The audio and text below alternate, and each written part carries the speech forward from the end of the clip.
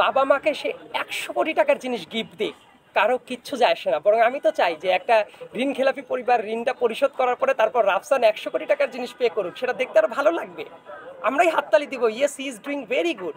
But একটা ঋণ খেলাপি পরিবার পাবলিকের টাকা এখন পর্যন্ত পরিশোধ করে নাই, তারা যখন এইভাবে ঋণ পরিশোধ না করে বাবা মাকে এত দামি দামি গিফট দেবে। এবং ইন্টারেস্টিং আর একটা ব্যাপার বলি, যাদেরকে গিফট দেওয়া হচ্ছে তারা কারা? বাবা এবং মা। এই বাবা এবং মা উভয়েই ঋণ খেলাপি। তার মানে যাদেরকে গিফট দিয়ে তাদের হাতে সম্পদটা দেয়া হচ্ছে তারা কারা? তার মানে তাদের হাতে সম্পদ আছে। এই সম্পদটা কি তারা যদি ব্যাংকরাপ্ট হইতো, যে তারা দেউলিয়া হয়ে গেছে, তাহলে কেউ কিছু বলতো না। কিন্তু তাদের হাতে সম্পদ আছে, এই সম্পদটা তাদের কাছেই আছে যারা ঋণ খেলাপি, তারপরেও সম্পদের হিসাব ক্লিয়ার করে তারা ঋণ দিচ্ছে না। এটাকে কি আপনাদের অনৈতিক মনে হয় না? দেখেন, এমন যদি রাফসান কাকে গিফট দিচ্ছে? তার ঋণ খেলাপি বাবা মাকে। এটা করতে পারে, আর তারা ফ্যামিলিগতভাবে কি করতে পারে না? লোনটা পরিশোধ করতে পারে না। এবং বাবা মাকে যে উপহার দেওয়াটা ভালো, অবশ্যই ভালো, কিন্তু সে যেটা করার চেষ্টা করছে সে তো ইমোশনাল গেম খেলার চেষ্টা করেছে। এটা কি উচিত? আপনারাই বলেন। এটা তো উচিত না। মুখোমুখি অবস্থায় দাঁড়ানো মানে কি? এটা তো, আমি যুক্তিতে বিশ্বাস করি। আমি কি একবার কোনো ইমোশনাল গেম খেলেছি? আমি কাউকে বলেছি আমাকে সমর্থন দেন? ও তো এসে ক্রাই বেবি ফেস নিয়ে অনেক কিছু বলার চেষ্টা করছে। আমার কথা কি, আমি একদম কাটা কাটা যুক্তি দিয়েছি, সেটা ওরা প্রকাশ করবে।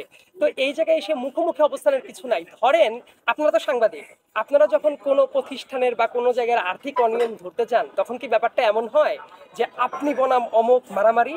ব্যাপারটা তো এরকম হয় না, বরং আপনি দেশের স্বার্থে, জনগণের স্বার্থে সেই ব্যাপারটা ইনভেস্টিগেট করছেন, এবং তাদের যেটা কাজ সেটা হলো তারা তাদেরকে অবস্থানকে ডিফেন্ড করবে। এটা আমি আসলে মুখোমুখি বলে আমি মনে করি না। কারণ কি, আমার তো আসলে কোনো স্বার্থ আছে কি ব্যক্তিগত? ও ব্যাংকের লোন পরিশোধ করলে কি আমার কোনো স্বার্থ আছে যে আমি কোনো কিছু গেইন করব? উত্তর হলো আমি তো কোনো কিছু গেইন করছি না। তাহলে মুখোমুখি ব্যাপারটা না, কিন্তু আলটিমেটলি যদি ব্যাপারটা এমন হয় তারা লোন ডিফল্টার হয়ে তারা ডিফেন্ড করছে, এবং আমি তো দেশের স্বার্থে তখন কথা বলবোই। আলটিমেটলি তার বিরুদ্ধে যদি আমাকে মনে হয় ফ্যাকচুয়ালি হইলাম, এটা আমার কোনো রিমোর্স নাই। হুমকির বড় ব্যাপারটা তো ওই ভিডিওর ভেতরেই দেখেছেন। এটা তো আর গোপনে বলার কোনো কিছু নাই। ভিডিওর ভেতরেই বলা হচ্ছে যে আমি এইভাবে আইনি আশ্রয় নিব, অমক তমক। কিন্তু তার আইনি আশ্রয় নেওয়ার জায়গাটাও কিন্তু আমি ব্যাখ্যা করে দিয়েছি ভিডিওর ভেতরে। এটা কোর্টেরও সমস্যা না, এটা ডিফেমেশনও হয় না, কারণ এটা পাবলিক ডকুমেন্ট। আমি, আপনারা জানেন এটা নিউজ পেপারের জিনিস না। কোর্টের যেসব জিনিসপত্র এগুলো তো পাবলিক ডকুমেন্ট।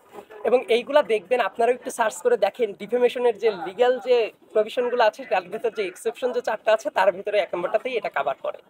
সো এটা তো তা হচ্ছে না। এবং তারা দেখেন আমাকে আইনের ভয় দেখাচ্ছে। আমি এই দেশের একজন নাগরিক।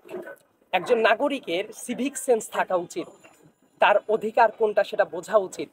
একজন নাগরিকের দায় দায়িত্ব আছে, আছে না? এগুলো তো ছোটবেলা থেকেই মানুষকে শেখানো হয়। সো তারা যদি আমাকে আইনের ভয় দেখায়, আমিও আইনগতভাবে ডিফেন্ড করার জন্য প্রস্তুত। এবং আমি মোটেই ভীত না। কারণ কি, আমি কি ঋণ খেলাপি? আমি কি চুরি চামারি করেছি? আমি কি অনৈতিক কিছু বলেছি?